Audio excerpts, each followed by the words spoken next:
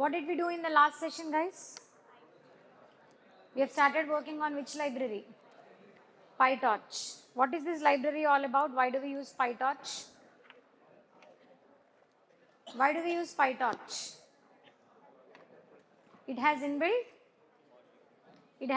modules and functions that will help us in designing the deep learning models in an easier way compared to what we have done, that is developing the models from scratch. Okay. When we talk about modules or functions that helps us, what do you mean by that? You have said PyTorch has some modules or some functions that will help us in coding or in developing deep learning models. What do you mean by those modules and functions?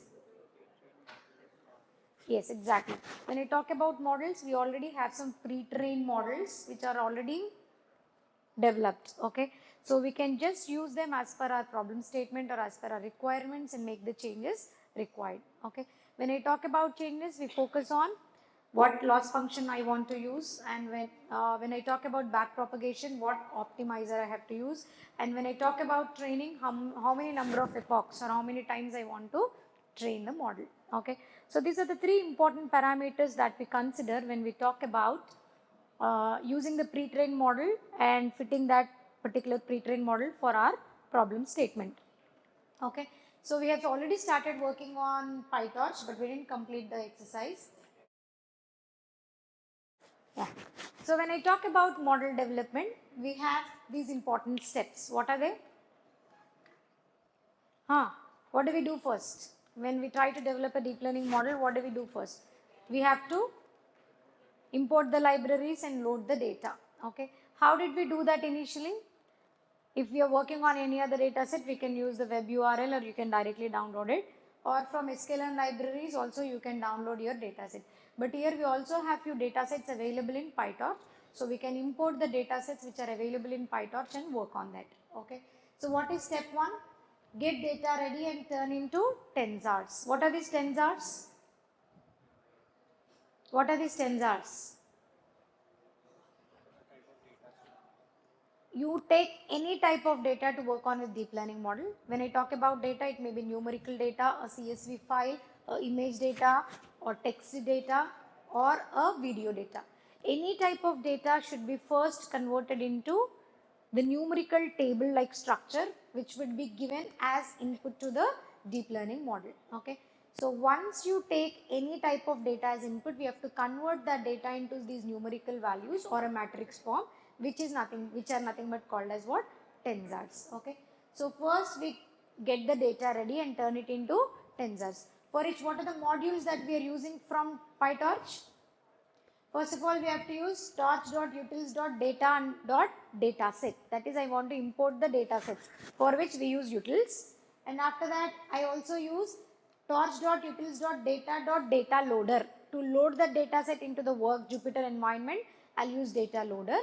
Once I am done with this, I have to convert that data that I am taking into tensors, for which I use torchvision.transform. Okay. So transform is the function that we actually use for converting any type of data into tensors, such that your deep learning model will understand that tensors and take that as input and work on with the model development. Okay. So first step would be import the data set from data sets, load the data set using data loader, and then convert the data input data into tensors. That would be step 1. And in step 2, what are we doing? We have to start building a model. Start building a model here. Okay. So when I talk about building a model, you can either, no discussions there in the last row. When I talk about building a model, you can either use a pre-trained model or you can build a model on your own. Okay. So for which, what are the libraries we require? Torch.nn. What is this torch.nn? NN is a neural network module. What is NN? The neural network module, which actually takes care of forward propagation, backward propagation and all that stuff. You just have to change the required parameters which are actually needed for your problem statement to work on. Okay. So what is the neural network module? Torch.nn.module. You have to import this module so that you can build your neural network, which will automatically take into consideration forward and backward propagation. After that, There are different models which are available, pre-trained models, okay, for which if you want to use them, you have to import this particular module which is called as what? Torch Vision dot modules, okay. And then why do we use opt-in? When I talk about forward propagation or backward propagation, we also have to consider the optimizer that we take into consideration to work on, okay. So for which from Torch Vision, PyTorch, we take this module which is called as what? Torch.opt-in, okay. So here in this second step, I complete building my entire module wherein forward propagation, backward propagation, everything would be done, okay. Once I am done with developing module, what do I do? Fit the model to the data and make the predictions. In step 1, I have already taken the data. In step 2, I have built the model. Now what is step 3? I take this data that I have taken, that is the tensors, and fit those tensor values into the model that I have developed in step 2, and I'll start making some predictions, okay. How will you know if your model is working properly or not? By evaluating the model. Once I evaluate the model, evaluating the model is nothing but calculating loss. What is loss? Difference between actual value and predicted value. If the loss is more, it means the model is not working properly. So once I fit the model, I'll try to evaluate the model to check for the performance, okay. So once I am done with that, if the performance is not as per my expectations, so what do? I have to improve the performance through experimentation. What do you mean by improve the performance through experimentation?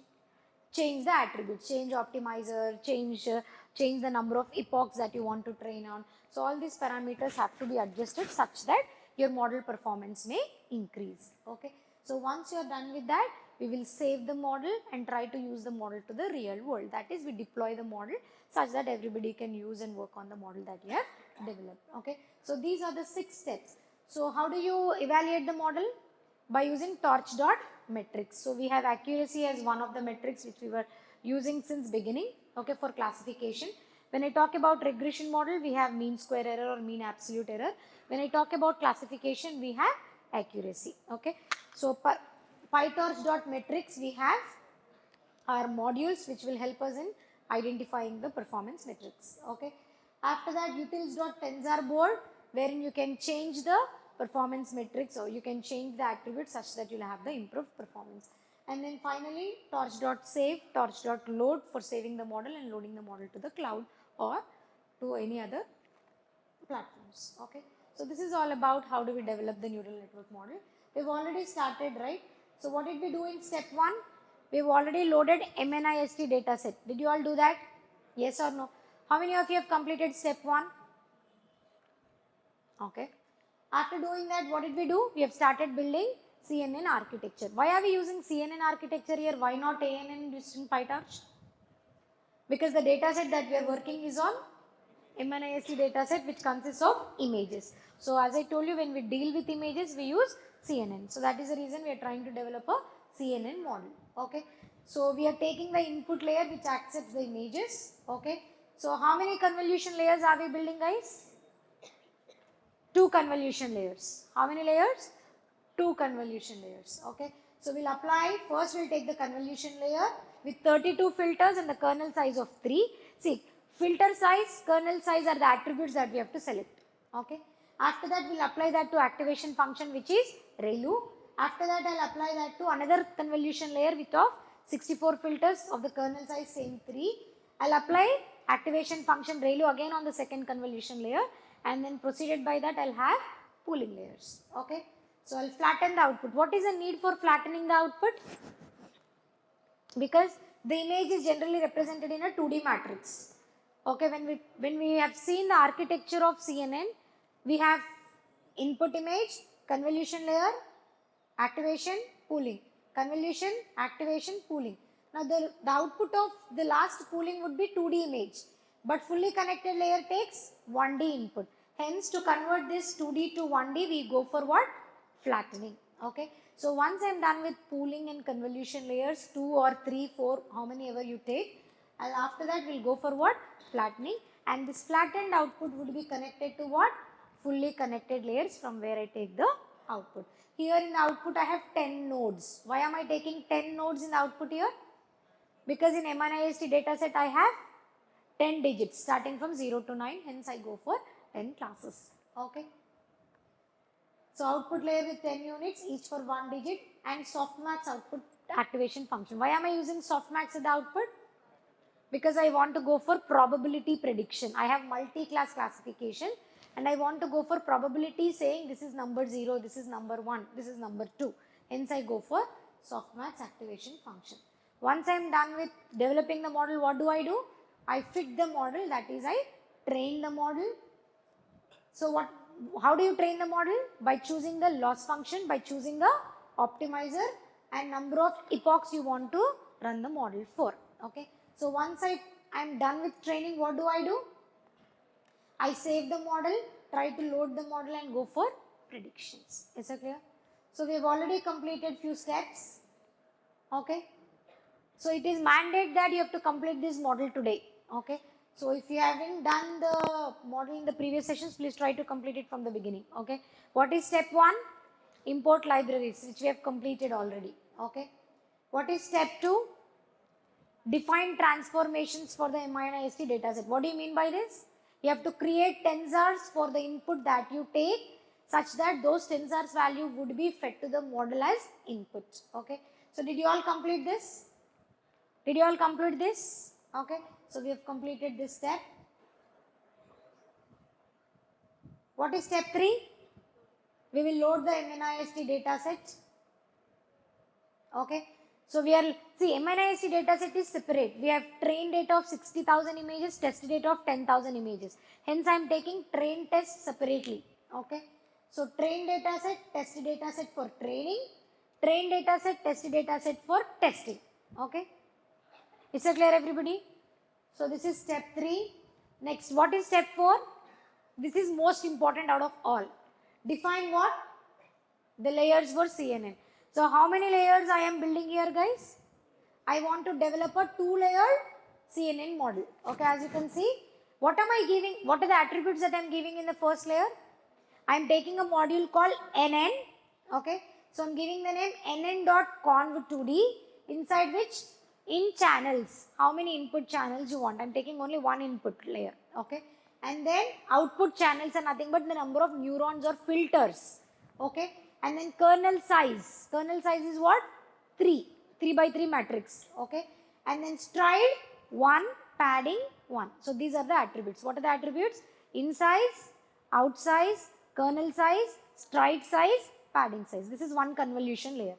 Once I am done with that, I'll apply pooling onto that. As I told you, please remember, even if you take 2 or 3, one convolution, then pooling, second convolution, then pooling. The order should be like this. Con 1, con 2, con 3, pool 1, pool 2, pool 3. This is wrong. Is it clear, everybody?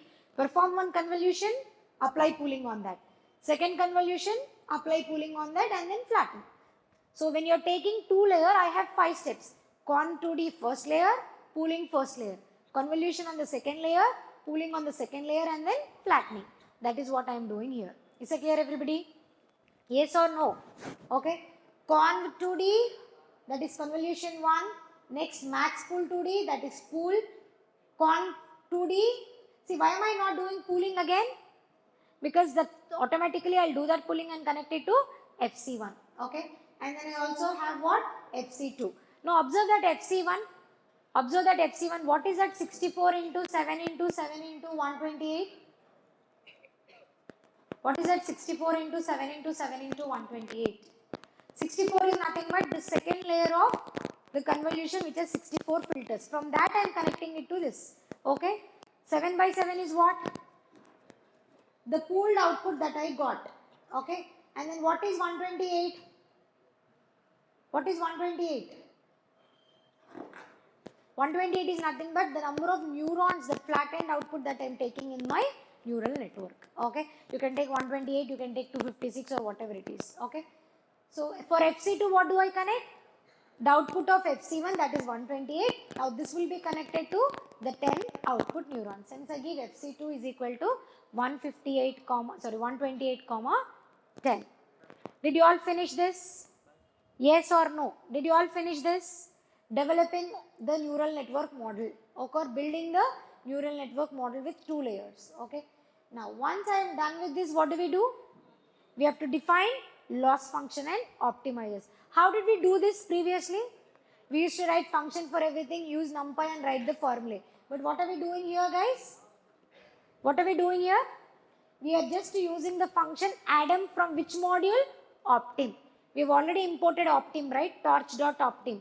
From this, I am directly using which model? Adam module, and cross entropy loss directly. Am I writing the formula for cross entropy or Adam optimizers? No, I am directly using the module Adam, and I am directly using the module. What is that module? Loss function.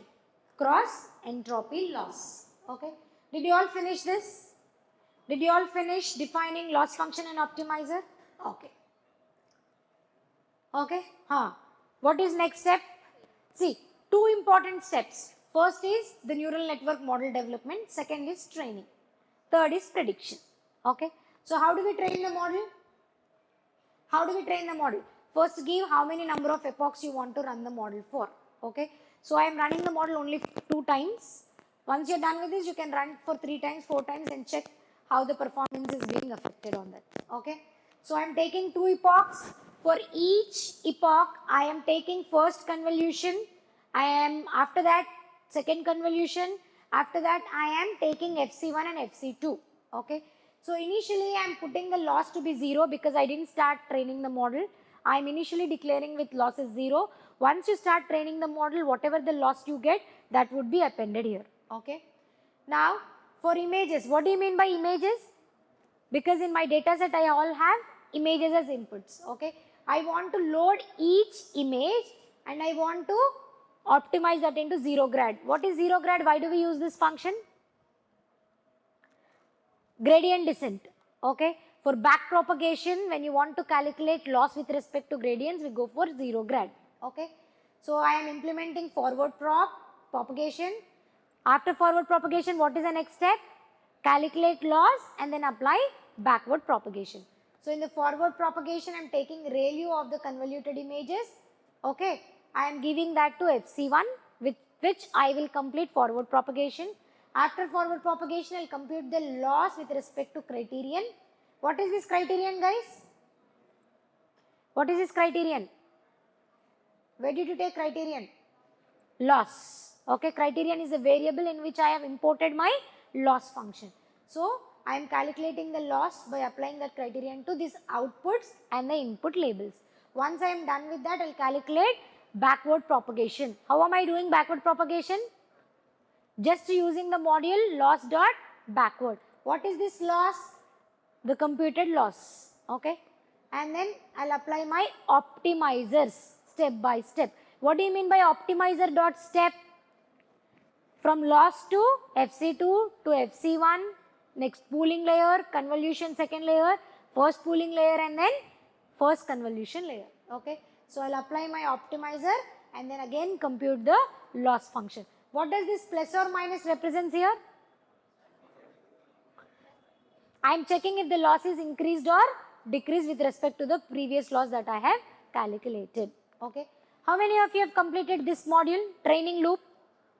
Okay, please complete this. Complete training the model. See, we have 4 more steps. We'll take a sample image and see what is actual image, what prediction is being given. Okay. We'll train it, we'll evaluate and then try to predict the inputs. Complete training the model. If you're done with this, you can go with next step. Try working on the next step as well. Let me stay here for 5-10 minutes. I'll give you 5-10 minutes and then we'll start with that. Complete training the model. Okay. Once you're done with training the model, start evaluating the model. Once you're done with evaluating the training the model, try to evaluate the model. Okay. Let me explain you how do we evaluate the model. What am I doing first? What am I doing first? I am importing all the layers that I have already created. That is, I want to evaluate convolution 1, convolution 2, fully connected 1, fully connected 2. For now, as I didn't start my evaluating it, initially I'll have my correct is equal to 0, total is equal to 0. Now, look at this. There is one important function called no-grad. Why do we use this no-grad? I don't want my gradients to be changed when I am testing the model. Only for training, I want my gradients to change and the weights get updated. For testing, I don't want my gradients to be changed. Hence, I take torch.nograd for testing, for evaluating the model. And then, I'll try to load each image, apply that onto the convolution layer with ReLU, convolution second layer with ReLU again. And then, look at this. Can you see this function x.view? Please try to understand this. When I am taking these tensors, I don't want to change or reshape the tensor value by changing the values. I want to reshape the tensors from 2D to 1D, that is for flattening, but without changing values. Hence, I take x.view. Okay. X.view is for changing the tensor size without changing the values. Okay. So when I talk about -1 here, I don't want my dimensions also to change when I am converting from 2D to 3D. Hence I take x view -1. And then 64 is the filter size, 7 by 7 is the pooling size. Okay. Now this I give it to FC1 and from FC1 I take the output as FC2. Okay. This is how I test the model. Once you are done with testing, please check the accuracy. I got the accuracy of 98. How many test cases can you see in your notebook, guys? The first test case is for data pre-processing. The second test case is for training the model. 20% accuracy. So there is something wrong that you have done in the model. Check. Building your model and then training part. How many of you have completed testing? Please raise your hands. What is the accuracy?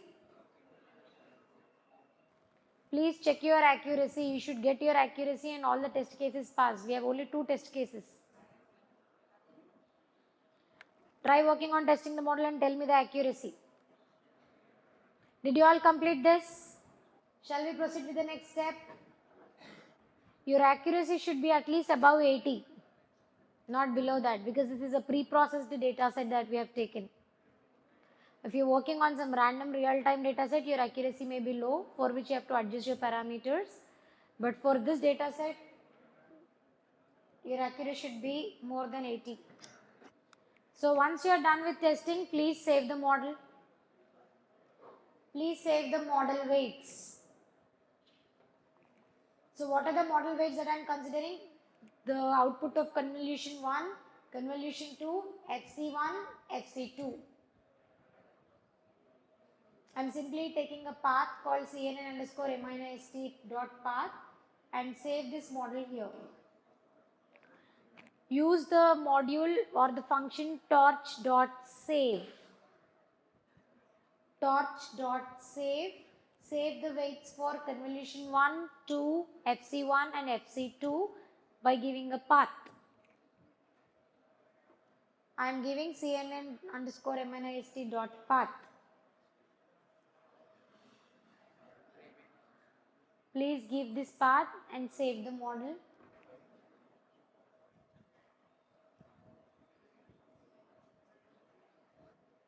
I am taking a dictionary. I am taking it as key value pairs. Okay.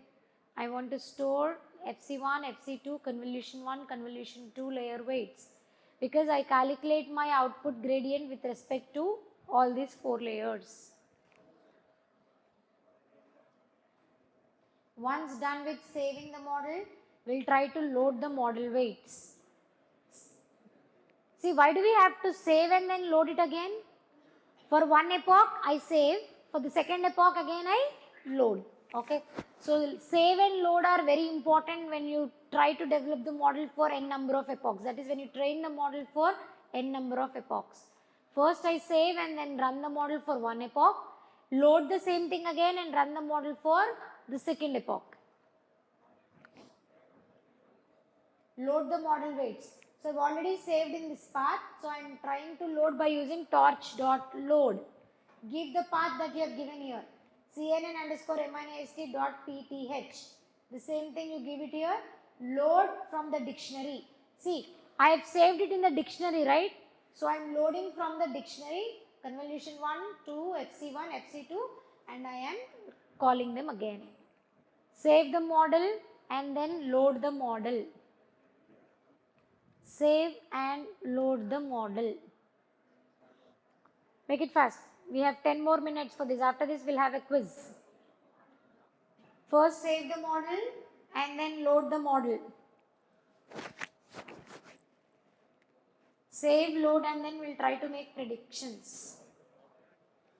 Checkpoint is the variable that I am taking, wherein I am loading my model which I have already saved in the path cnn underscore cnn.mnist.path. I am loading those 4 checkpoints: convolution 1, 2, FC1, FC2. Checkpoint is equal to torch.load. Okay. After that, from that dictionary that I have created while saving, I will recall all those 4 checkpoints. Convolution 1, 2, FC1, FC2. Call all the parameters again and then try to load the model. You should get that message displayed. Model loaded successfully. Only if you are done saving and loading the model, you will be getting that message. If you are not getting that, it means you have done some error while saving. Yes. So once you are done with this, please pause for 5 minutes and then listen to this. I'll explain you how do we make predictions. Once you are done with this, you can do it on your own. Please listen to me. We have developed the model, okay? We have saved the model, loaded the model. Now what I do is I take one sample image using PIL library, okay? I take one sample image and feed this sample image to the model, and the model should tell me what that sample image is, which number is the sample image all about, okay? Now first I import PIL library for reading that image, and I also import NumPy for basic calculations, okay? Now I load a sample image by using image.open, okay? So this is the, what image am I loading, guys? 5, okay? So what should be the output?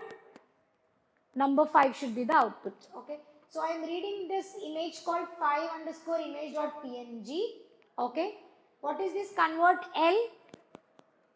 I don't want to waste time in processing the colored image, so I want to convert it into grayscale. Hence I use convert.L, that is lower, which means convert that image into grayscale, okay? I want to resize it to 28 by 28 because this is a standard size that I have taken for the first layer, okay? I am loading that resized image into the variable image, okay?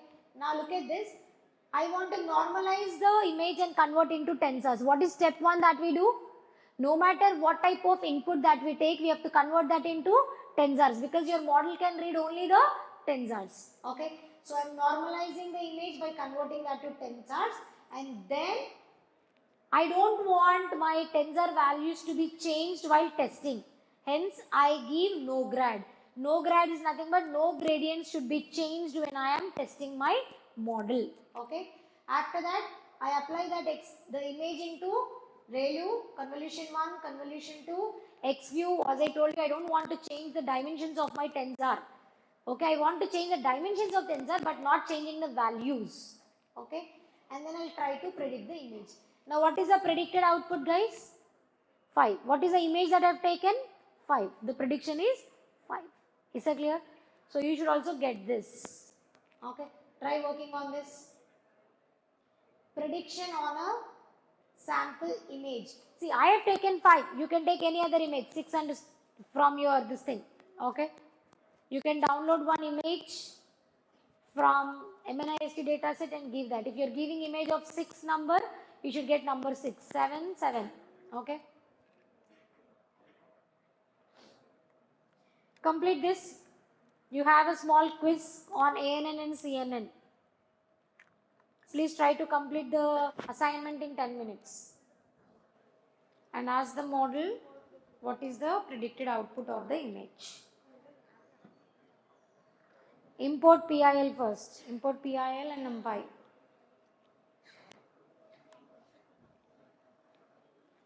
See, I am taking NumPy because I am performing normalization there. dividing the image by 255, normalizing the pixel values, hence I am taking numpy. PIL for loading the image, import PIL, import numpy, and then try to make predictions. First, load the image, normalize the image into, convert the image into tensors, normalize that, and then try to make predictions.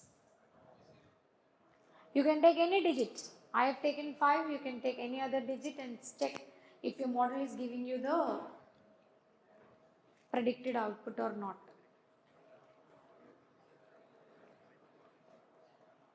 So this way we develop the ANN or any CNN models using PyTorch. Okay, please try to understand those 10 steps. Okay, first of all you have to import your libraries, convert the library, load the image or load the input data, convert the input data into tensors, try building your model, evaluate the model, save the model, load the model, and try to make predictions. Okay, so this is all about how do we develop CNN models using PyTorch. Thank you.